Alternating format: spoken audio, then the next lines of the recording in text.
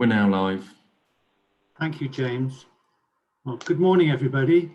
I would like to begin by welcoming those members of the public and press who are watching the live stream of this meeting via the Council's website. Members, you are aware by now you need to keep your video camera switched on for the duration of the meeting and to keep your microphone muted, except when I invite you to speak. Please click the raised hand function if you wish to ask a question or comment. There is always a risk that we may run into technical problems, and I would ask for your patience if we do. Should this occur, I will declare an adjournment while the fault is addressed and the public broadcast will be paused. If it is not possible to address the fault, the meeting may be abandoned until such time as it can be reconvened. Can I remind members and officers and public speakers, if applicable, that all virtual meetings will be recorded and that these recordings will be published on the Council's website. I'll begin the meeting by calling the names of all members of the committee to establish your presence.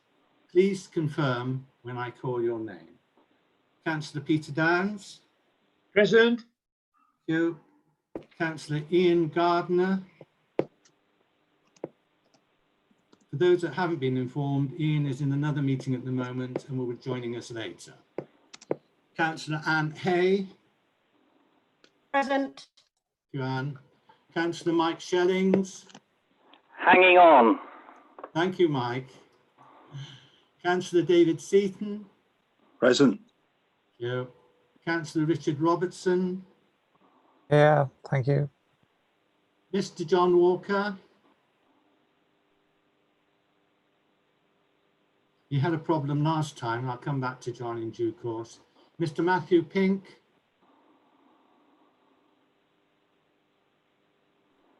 Mr. Lee Fanko. Dawn or Dan, as and when they join, would you keep me informed, please? And obviously there's myself, Councillor Terry Rogers. Dawn, do we have any apologies for absence? No, Chairman, we have no apologies. Thank you. And are there any declarations of interest? If not now, if you feel you need to make a declaration, please do so as and when that item occurs. Can I make my usual declaration about my wife's small pension?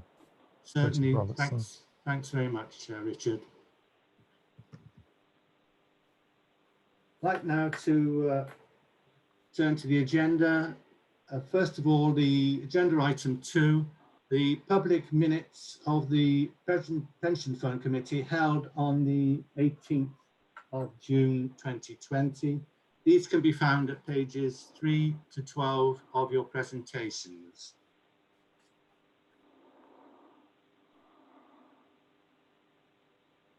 I'll run through the minutes page by page. If anybody would like to ask a question, please raise the hand accordingly.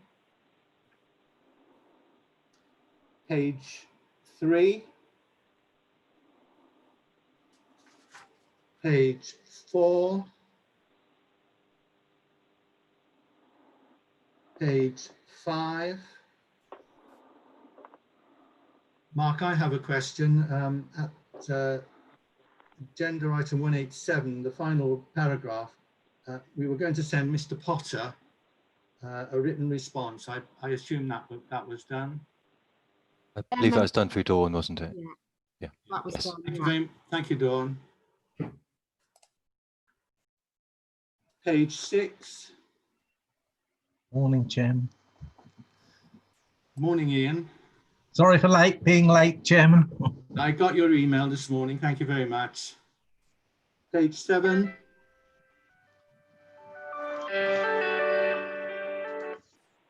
Page 8. Page 9. Page 10. And finally, page 11. I take it, members, that you consider them to be a correct and accurate record of the meeting. If so, I will sign off those minutes accordingly in due course. Agreed. Thank you. I see no blue hands, so happy with that. Thank you very much indeed. There are no public questions at agenda item 3, so we'll turn to agenda item 4, which is the pension fund statement of accounts for the financial year 2019-20. The recommendation is the committee note the statement of accounts, and I think Ben Barlow is presenting. Ben. Thank you, Chairman. Yeah, I'll just go over the covering report that's been written, just to sort of explain the accounts, some of the highlights, which is page 14 in your packs. If I just go through the highlights section, and then I'll go over the fund accounts, just some of the big numbers, and then I'll open it up to questions. And I've got Fiona with me. Hopefully we can answer your questions here, and if not, we'll take those away before we get the final draft done. So if you can all join me on the highlights section of the covering report. So one of the main stories is the net decrease for the year was 177.9 million. That's with the fund's net assets falling to just above 3 million. Sorry, 3 billion, I should say, not that much of a loss. Obviously, a lot of that was due to COVID, which I believe there'll be some discussions later on the recovery that we've seen since then. Contribution receipts have increased slightly from 124.5 million to 126.5 million. The increase in contributions payments does reflect the growth in the number of active members, so that's as we'd expect. The benefits payments have increased from 107.9 million to 106.3 million. Again, that is in relation to the pensioner numbers we've seen increase over the year, so I'm not concerned there. Admin expenses, you'll notice in the actual statement of accounts, they seem to go up quite a bit. We've added a table here to show actually in real terms, it's not as much of an increase. There was a 600 adjustment we needed to make based on year. So it's gone in 1 year where ideally it would have been in the other year. And also on investment expenses, we've taken out more alternatives, which are slightly more expensive. So that's one of the stories behind the change in admin expenses, but we can go over that again later if you wish. The investment return was a net market loss of 174.1 million. So that was 5.7, down 5.7%. Again, the weighted benchmark was down 3.3%.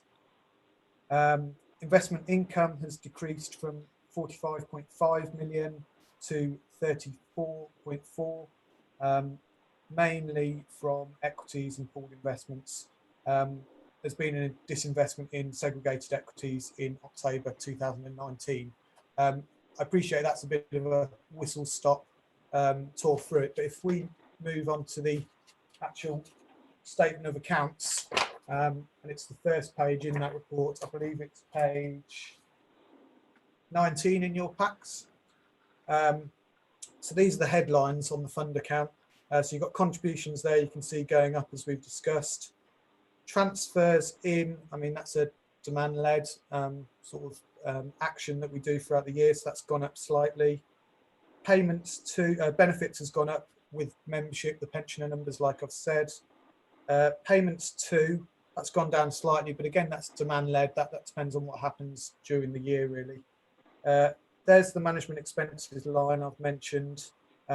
So actually going on what we've got on the ledger and in the accounts, we're going from just under 17 million up to just over 19, but there is some accounting adjustments in there year to year. Return on investments, you can see we've gone from 45.5 million in 1819. It's now 34.5 or just under in 1920. I should say there was quite a large dividend in 1819 of 10 million. So in real terms, that's quite similar. It's not a big real move. Without going into it in mega detail, I think it's probably best if I open up to questions, comments, thoughts. And again, if we can't answer them here with myself and Fiona, we will take them away and bring them back with the final draft. I will actually say as well, sorry, the Cambridgeshire audit is nearly complete on these. We haven't had any major issues yet, and I'm expecting a nice clean audit, as we've seen the last few years, really. No major issues, and I hope to bring the accounting report along with the final draft and the annual report along, hopefully, to a pension committee soon. Thank you, Ben, very much. Thank you for the detail as well. Richard, Councillor Richard Robertson, I see you have a question to ask. Yes, can we just go back to page 14, the highlights? Yeah. It's easier to see it in one place, I think. I didn't understand the administrative costs adjustment that you seem to think rectifies the increase. So could you explain that in more detail? Thank you. And the investment income, what was the investment income in the previous year to that, 17-18, if there was a special one in 18-19 of 10 million? So start with the 600 issue. Fiona, do you want to come in here? Yeah. So we put an accrual through at the end of 18-19 for some administration costs, but the accrual was lower than what the actual cost was. So the cost for the administration was paid in 1920 instead of the accrual netting off that expenditure. For the investment income, I will have to go back and double check for 17-18 to see what that amount was. From memory, I think 17-18 return was quite high. I think it was So good therefore, there has been a dramatic reduction in investment income. well, I think 17-18 was a particularly impressive year. I But then think you said 18-19 was as well. 18-19 was, I think you're seeing a standard sort of pattern, really, 18-19 and 19-18. Hey, 1918 doesn't exist. I think you should say that again.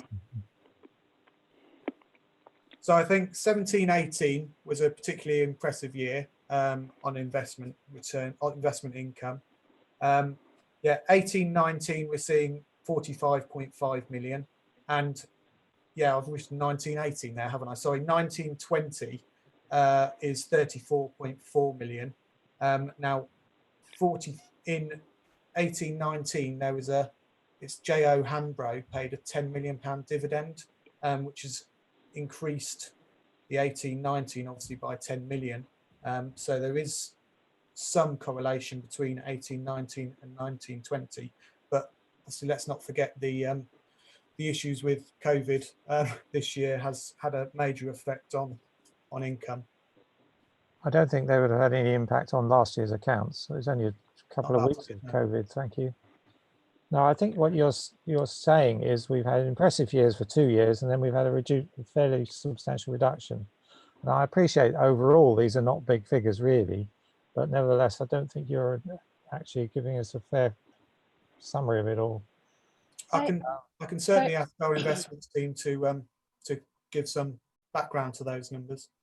Yeah. So for 17-18, the investment income was 38.1 million.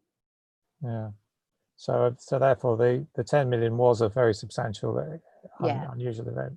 Yeah. Okay, that's fine. Thank you for looking that up.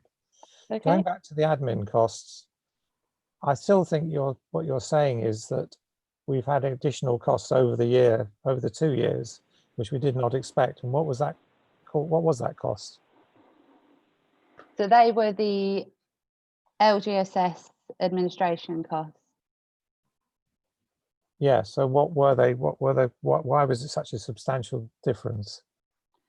Because Sorry, could I come in here? I think it's basically because obviously we're being a shared service, we collect a lot of costs in against say Northamptonshire cost centre. So very little gets charged initially directly to Cambridgeshire, and at the end of the year we have to do a sequence of obviously movements to make sure that the correct administration cost is charged to each fund. And in effect, what happened in 1819 is the accrual wasn't done correctly at the end of the year, which meant we'd undercharged Cambridgeshire by the 600k. We then corrected that in 1920, as you can see. So what we're saying is the true cost of administration that should have gone in the accounts in 1819 was 2.6 million, but we only put 2 million through due to an incorrect accrual. It was then corrected. So the year-on-year comparison is 2.6 million to 2.7, but in the accounts, it looks like it's 2 million to 3.4. And obviously that set off a load of red flags, hence the need for an explanation. That's very helpful, thank you. I'd quite like to just look at the costs over 3 years. Of course. Well, though, just to see where we are. We can circulate that to you directly behind, outside of the meeting if you wish. Sure, subsequently is fine. Thank you. Okay. Thank you. Thank you, Richard. So an action there is do you want the costs over 3 years? That will be circulated to all members. Any other questions? Terry, it's Mike here, and you realise that I can't put hands up or anything like that. No, that's fine. All right. Thank you. I was interested to hear the decline in investment income. Since the close of the year, many large firms have declared dividend holidays.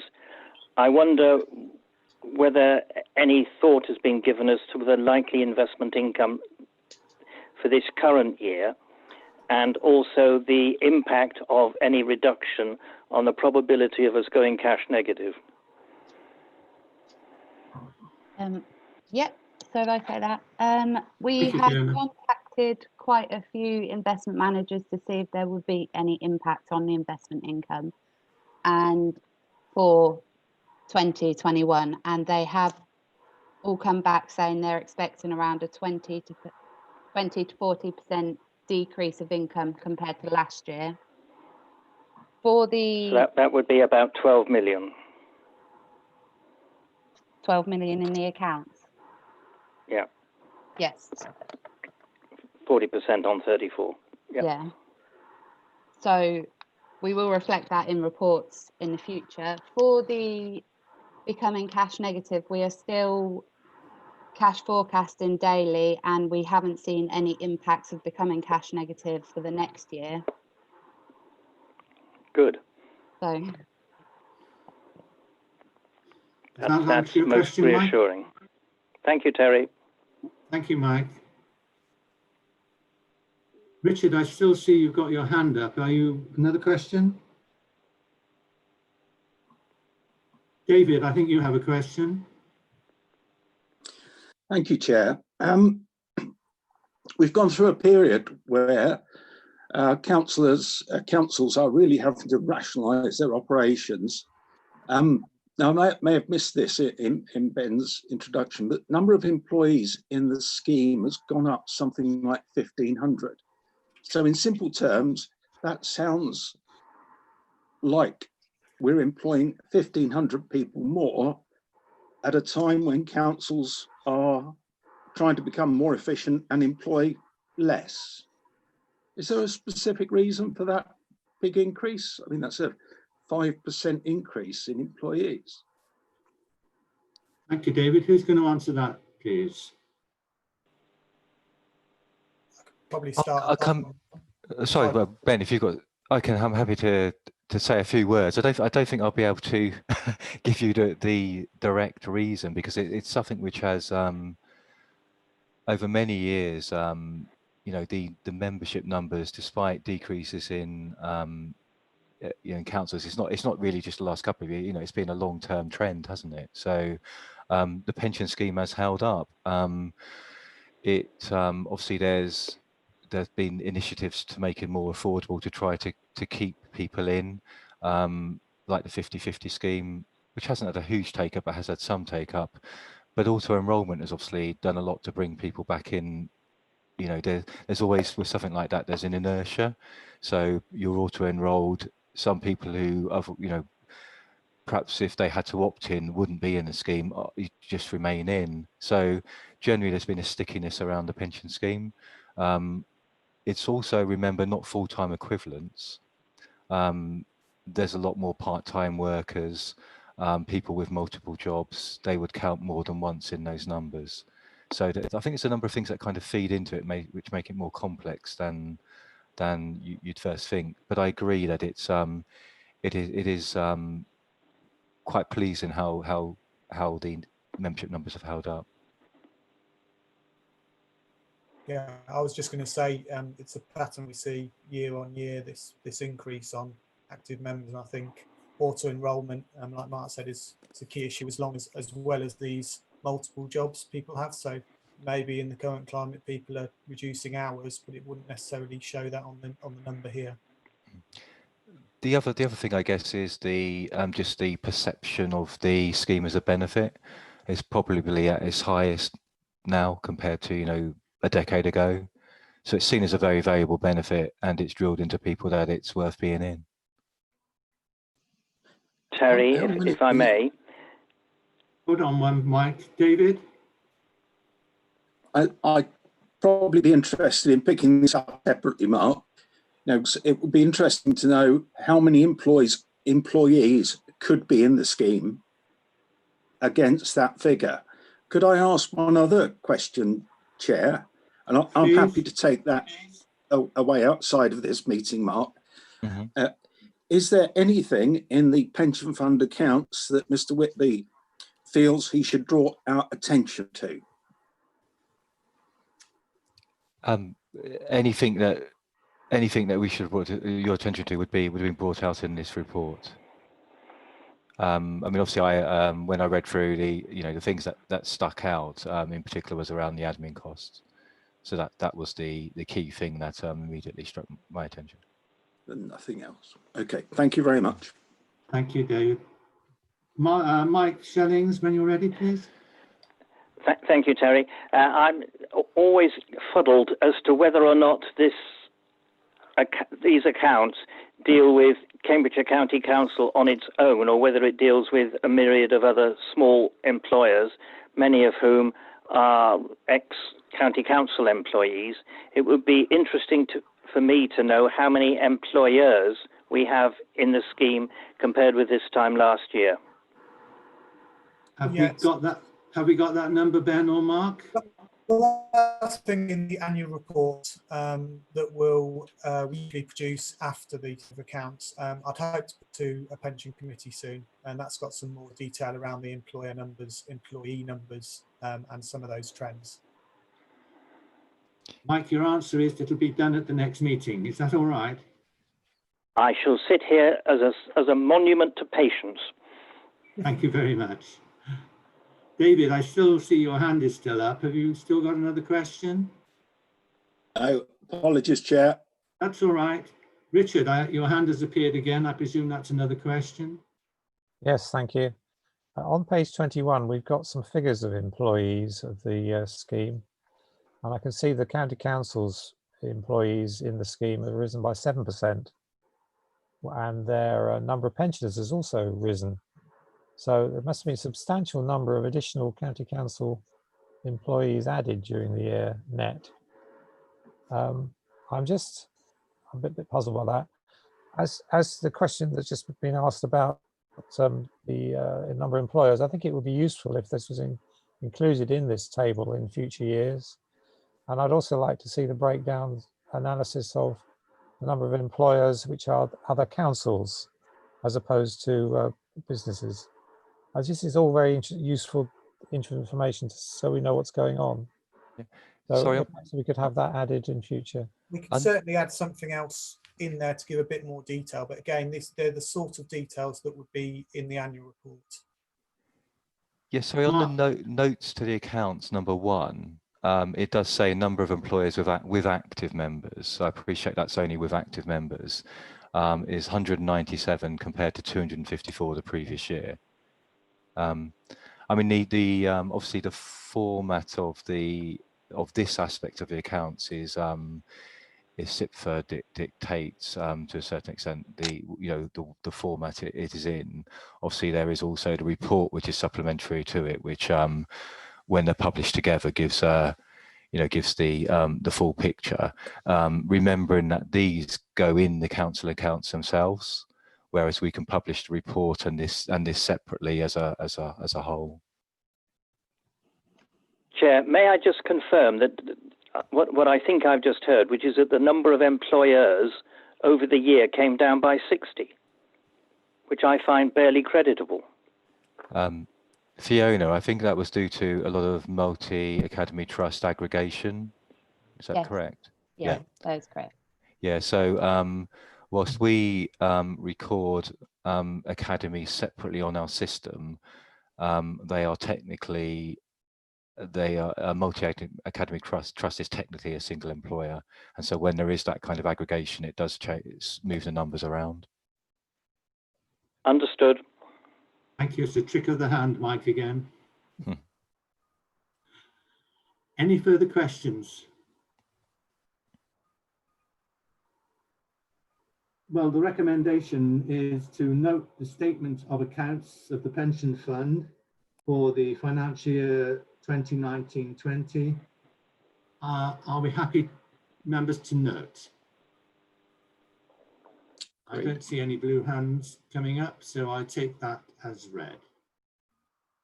Okay, now I'd like to turn to agenda item number 5, which is the governance and compliance report. This can be found pages 53 to 82. Joe, I think you're presenting, and I would like to remind members Appendix 1 is confidential, and if any questions are needed to be asked, I will have to go into a confidential session, and we can always address that later.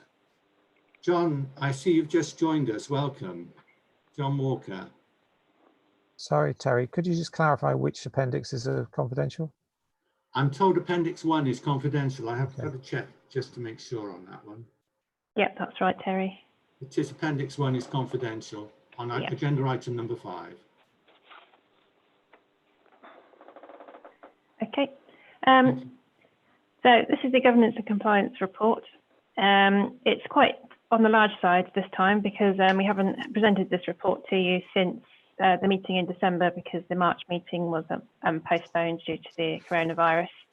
So this report includes quite a bit of detail on some things that have occurred over the last few months, in particular an update on the responsible investment guidance issued by MHCLG. And so I'm just scrolling through on my screen. And the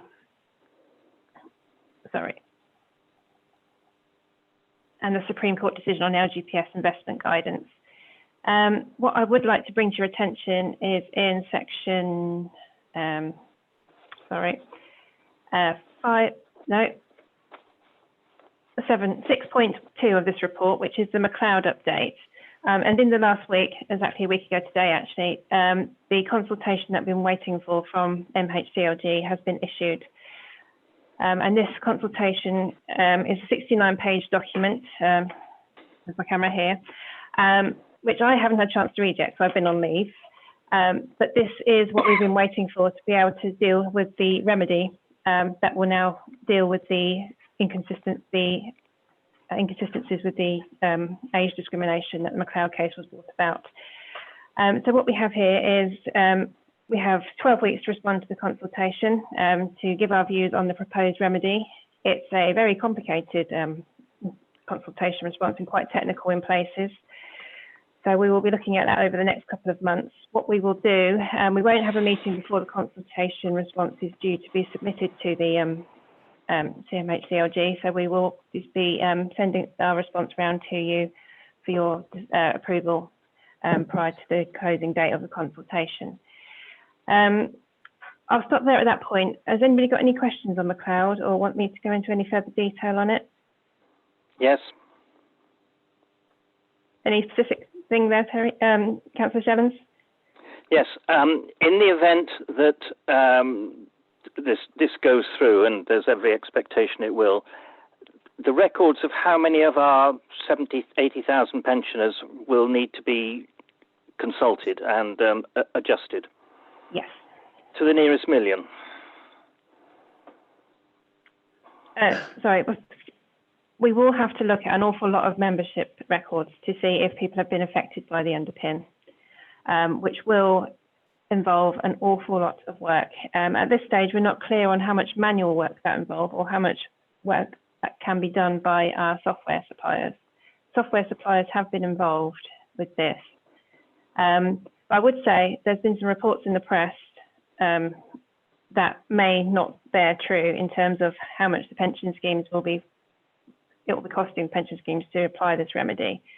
We didn't think the figures that have been quoted are anything like what has been said in the press. I don't know, I know Hyman's are on the call. I don't know if they have a view on that.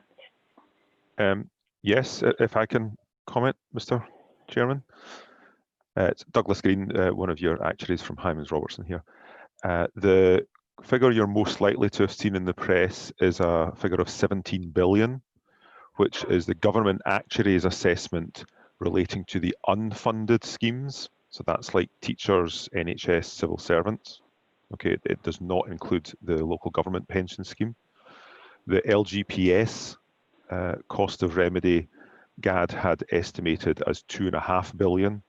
We personally think that that is a little overstated, and we think a more realistic assessment is more like 1/2 billion, 500 million pounds, and that's spread across the 87 funds in England and Wales.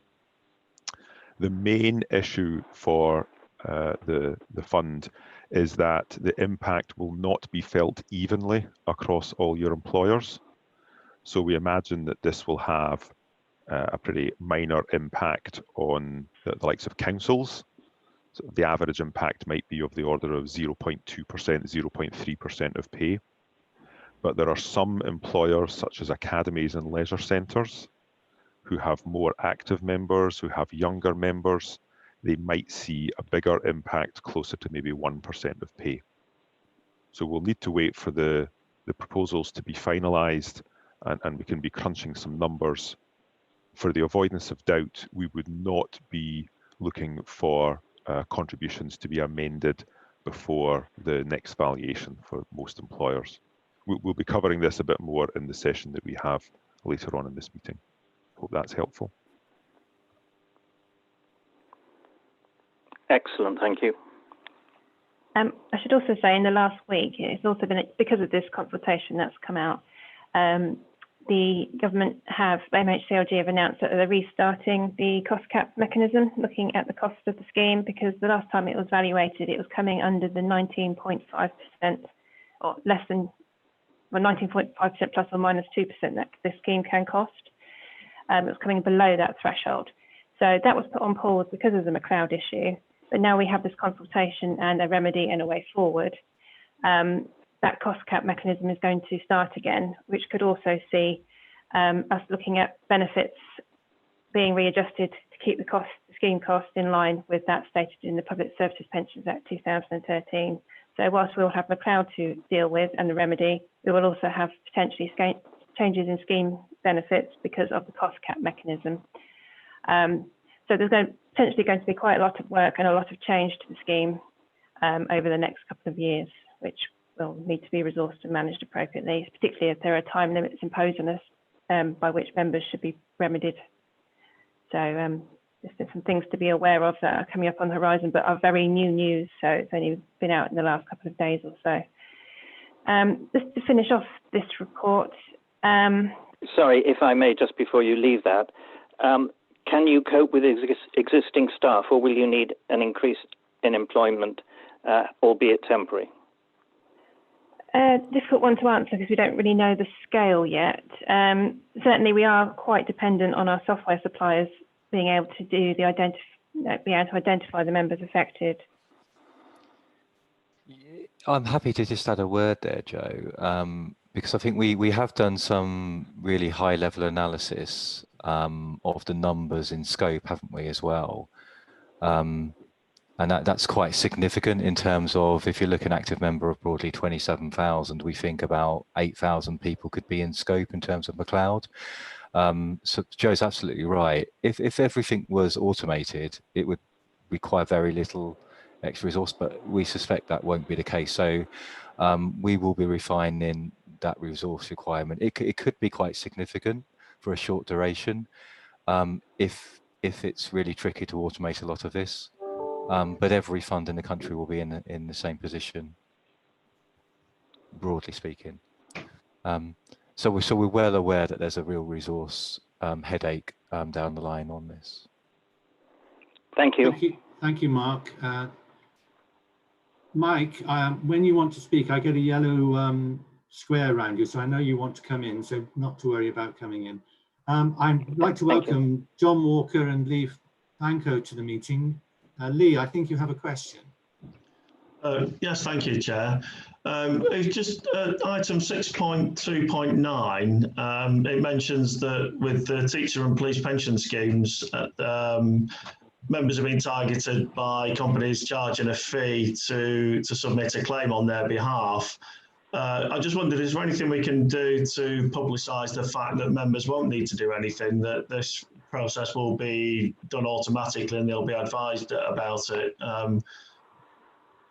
I appreciate the numbers involved and the logistics, but it would perhaps be useful if we could at least get some kind of general communication out to people. Thank you, Lee. Joe, any points on that? And I notice, Mike, you want to ask a question in a moment. No, yes, that's a very good idea. These claims companies are out there looking for all sorts of work relating to pensions at the moment, so we are very aware of their presence. We haven't seen much of a presence in the Macleod market for the LGPS, but totally aware it's out there for the teachers and the police pension scheme. But we're working on some communications with regards to this and put some information on our website. So yes, just to be clear on that, we are very aware of the work that these companies are targeting people. So yeah, we'll be dealing with that in due course. Thank you. Mike, you have a question? No. Thank you. Anne? Yes, I mean, so you mentioned that scheme members need not take any action as the benefits will be automatically adjusted. What about scheme members who in the meantime have passed away? Yep, they will be covered by this consultation as well. So any remedy that would have affected them, they will be dealt with as well. So what would probably happen if there's, depending on what's left in, if the member passed away and left a spouse or a partner, we would look to redress the benefits that way. So there's quite a lot of work. So people who have left the scheme through whatever means, they will need to be, their records will need to be looked at too, which is why this is such an enormous project. And it's anybody that was in the scheme in 2012 that continued membership into 2014. So you're talking about 8 years worth of scheme membership there that we'll need to look at. Thank you, Joe. Anne and Lee, would you like to take your blue hands down, please? And Richard, I think you have a question. Can I just come back on that, Jerry? Certainly, Anne. Can I just come back on? Can I just come back on that? Yep. In that you say people who have passed away, they will be looked at. Presumably, you will be concentrating, because it is such a huge task, on surviving scheme members first. Well, we haven't got that far in detailed planning yet. I imagine all funds will be asking themselves this question: how do you deal with it in the priority order? But that was something that we'll be building into our project plans when we get to that stage, because this will have to be a very significant project that's planned thoroughly. So we'll be looking at what the priority order should be. There may be some recommendations from MHCLG or Scheme Advisory Board as to how we deal with it best. But these are certainly questions we will be asking of ourselves. Thank you. Richard, I think you have another question. Yeah, I'm sorry, but this confidential appendix, I can't find it. It doesn't appear to be. It's confidential. But there are other confidential items at the end of the papers, but this item is missing as far as I can see. I mean, we're not going to be able to discuss it until the end of the meeting when we go into confidential anyway.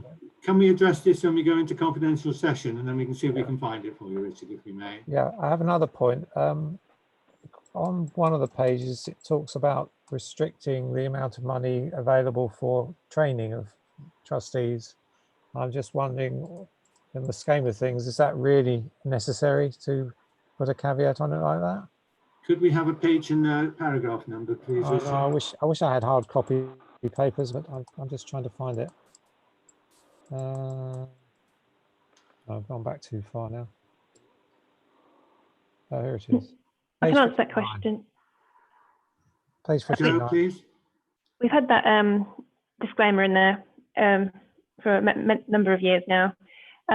It's because in the days where we could attend conferences, some of them have been oversubscribed, but we have had occasions where we've had lots and lots of members go to the same conferences.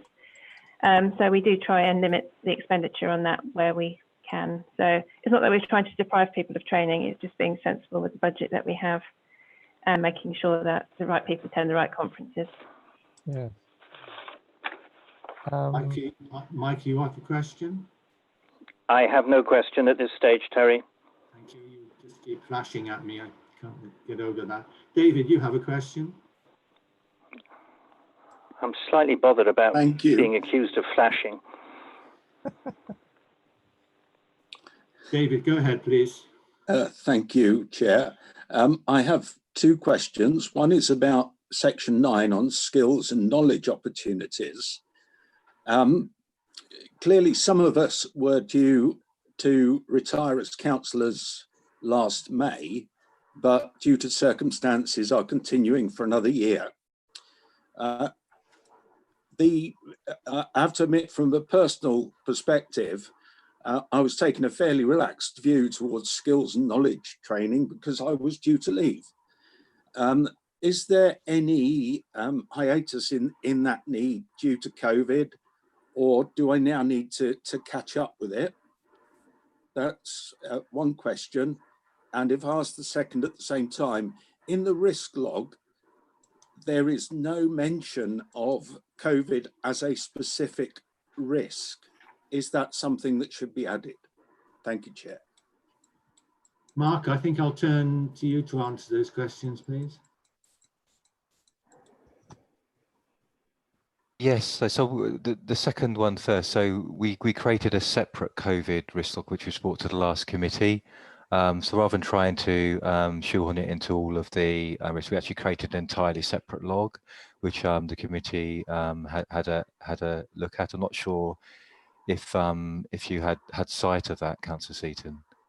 But yes, so yes, we should it not be cross-referenced in this, Mark, if this is the paper that's come to the board? It did go to the committee. Joe, have we just not put that in the risk section? That's just an oversight on that. No, it wasn't an oversight. It's because the COVID isn't a specific risk on the risk register. We have a risk log, which is not the same as the risk register. No. We didn't feel that the risks still exist regardless of whether there's a pandemic or not. And the risks are managed as such accordingly anyway. So they're not that sensitive to the pandemic. But there's only one risk is not on the risk register. Please don't speak at once. Wait for me to call you in, please. Michelle. Sorry, I was just going to say, I think we covered it off on that particular one in the mitigation. So the actual risk, I think, was risk 2 under economic conditions. And then under that one, we put a mitigation to say about COVID rather than something in its own right.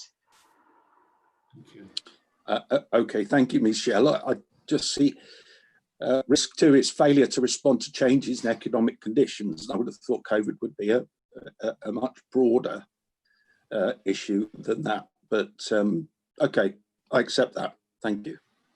First question, then more training for David, Mark. Yeah, I guess my view would be if a member's going to leave shortly, we just need to make sure you have the required knowledge to undertake any decision.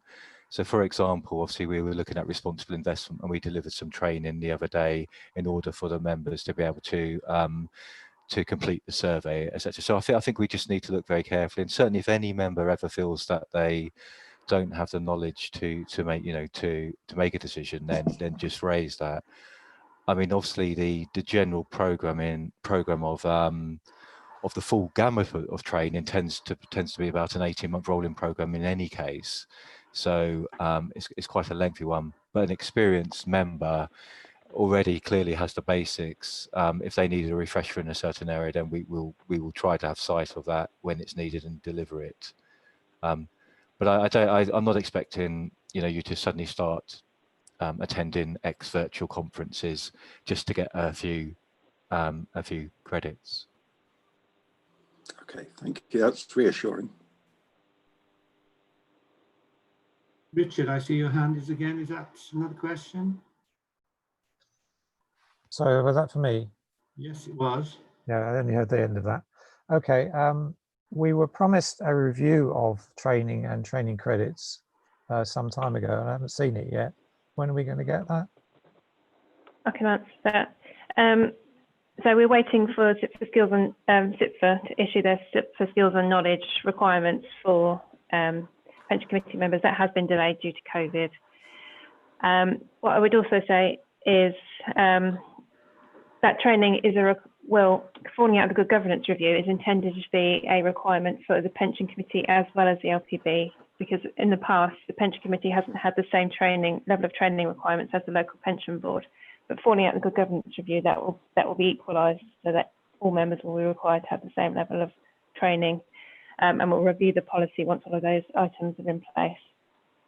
Yes, it was a slightly odd aberration that we were not required to be trained as much as the board were. Anyway, absolutely, yes. Thank you, Joe.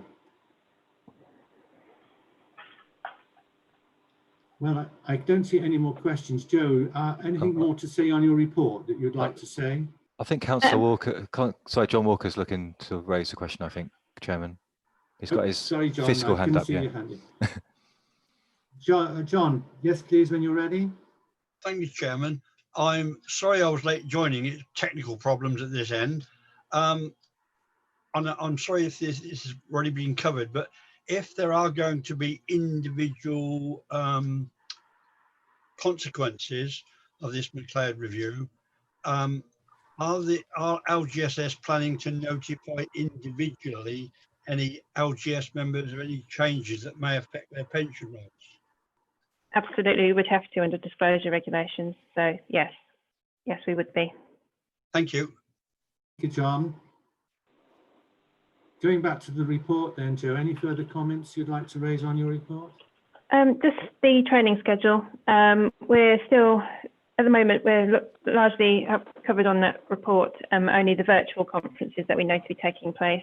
I know the government have considered, I think maybe it was the 1st of October, was it, for that actual conferences could resume from, depending on local lockdowns and things like that. But we'll be keeping an eye on the available conferences, and if people still don't feel comfortable about attending face-to-face conferences, but we'll deal with that as well. But just to let you know that we're still on top of that, and we'll be taking all those things into account.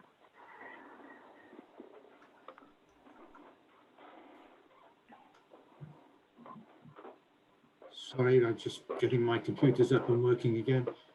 Thank you, Joe. Anybody, any more points? Otherwise, the recommendation is that we note this report.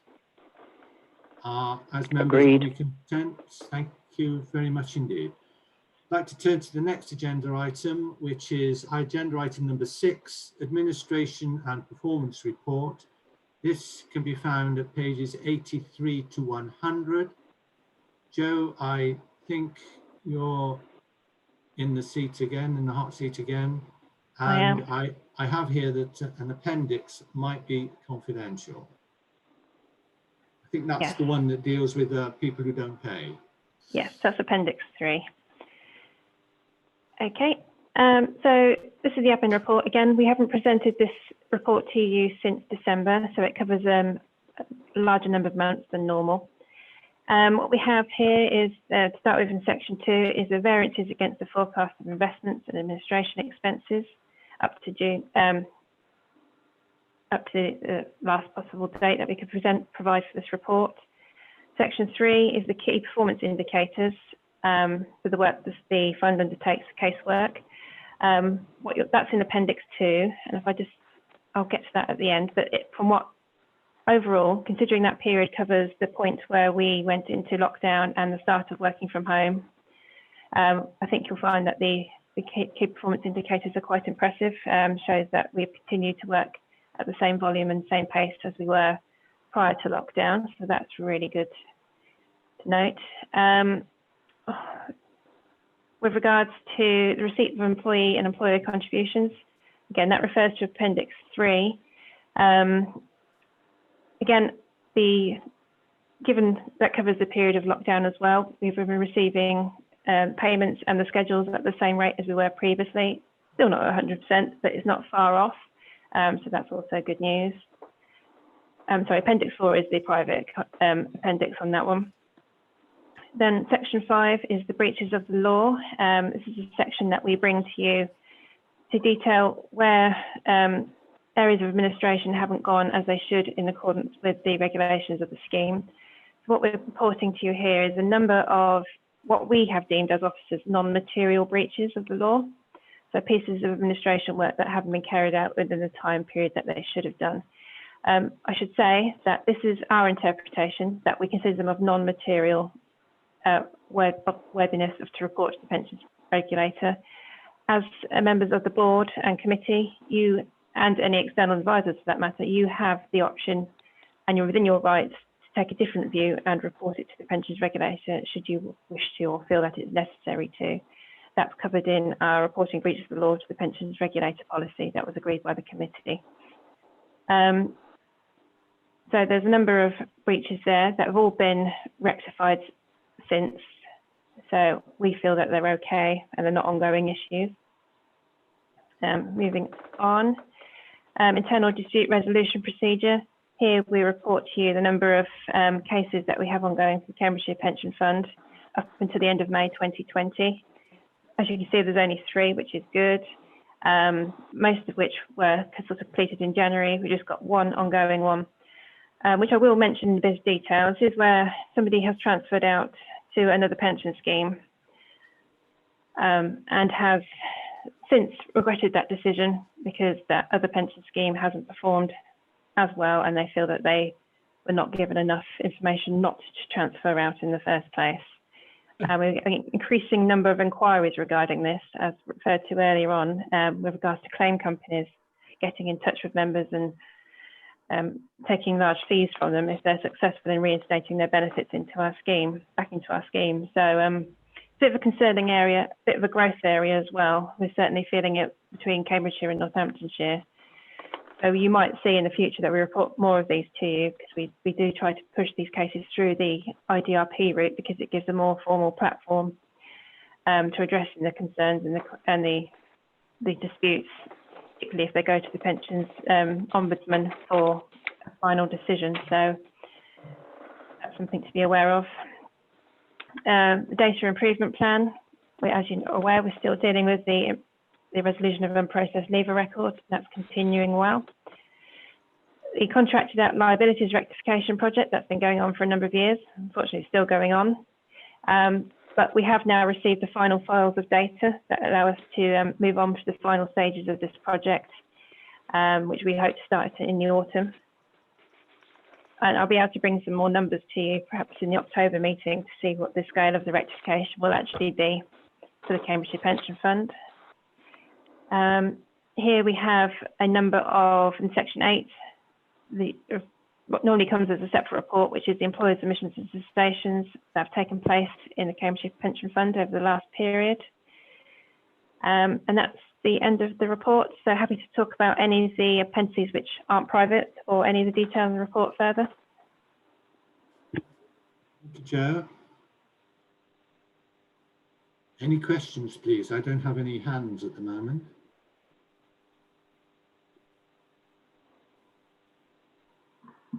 That's excellent. Thank you very much indeed. Sorry, Chair, I was a little bit late in raising my hand. That's all right, David. Carry on. I just wanted to pick up on Appendix 2, the KPIs.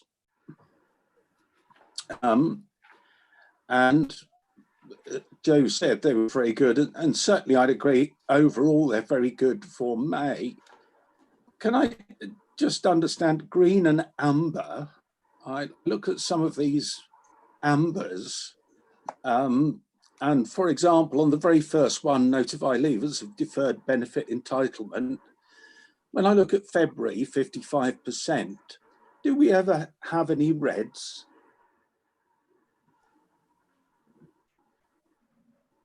Question. Joe?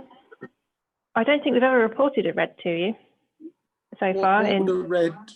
What would a red be? I mean, the target's 90%. We hit 55%. To me, that's red. But it's pretty poor performance, isn't it? Yes, red would be pretty poor. Michelle, do you have you know when it becomes a red?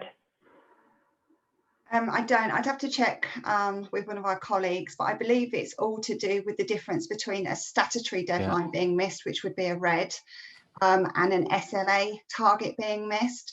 So I believe in this case, because it's an SLA target being missed and not a statutory one, it remains at amber. Whereas if we were to miss a statutory, it would turn to red. But I will need some extra clarification just to make sure and come back to you. Thank you, Michelle. Yeah. Chair, can I just suggest that in future, under this particular table, we have an explanation of green, amber, and what a red would be? Yes, that can be accommodated. Mark? Yeah, sorry, I was going to say, I was just looking under the table because it used to be there. And indeed, what Michelle has said is correct. So if we've completed a case, let's say there's a 2-month statutory target and we've completed it, you know, outside of the 15 days, but within the 2 months, then you know, all cases, then it would be an amber. But if we started missing the statutory target, rather than the self-imposed one, then it would be red. So that is absolutely what I would expect those colours to show. But we will. I thought it was a good explanation from Michelle, and I accept your explanation, Mark. If we can just include that in future again, that'd be great. Thank you. Bring that back onto the paper, please, in future. Thank you, David. I see no other points anybody wants to raise. We're asked, therefore, in the recommendation, to note this report. Are we all agreed? Nothing either. Thank you. Report is noted. Thank you. We now go into the confidential side of this meeting, and then as chair, I have formally got to exclude the press and members of the public. The final item on the agenda is exempt from publication, so the committee will need to decide whether to exclude the public and press from consideration of this report on the grounds that the report contains exempt information under paragraph 3 of part 1 of the Schedule 12A of the Local Government Act 1972 as amended, and that it would not be in the public interest for this information to be disclosed information relating to the financial or business affairs of any particular person, including the authority holding that information. Given that statement, may I ask if there is a general consensus in support of the recommendation so that the committee can take it now, or if anybody disagrees, please use the raised hand function now.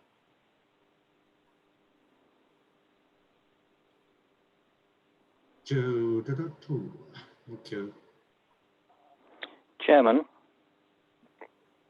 I'm looking, is that Councillor Shannings? Yeah, yes, it is, Terry. How do we physically? How do we do this? Do you scan the attendees and? I will now close the meeting to the public.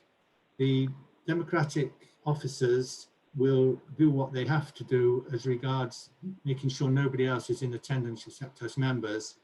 And then in 5 minutes' time, we will come back on the same Zoom that we're using now. So all I will ask you is, you want to go for a quick cup of tea or something else in that 5 minutes, just to leave your mic off and video off, and then pick it back up again when we come back. Chairman, thank you. If I may, just to say, don't actually leave the meeting, click the leave meeting, just stay on, but as the chairman says, mute the mic and come back in 5 minutes. So now the final announcement for this morning, this open public session. I thank members of the public and press if they've been in attendance, and I hope you've enjoyed the meeting. Committee members, we will now move into private session on Zoom, and this public meeting is now closed.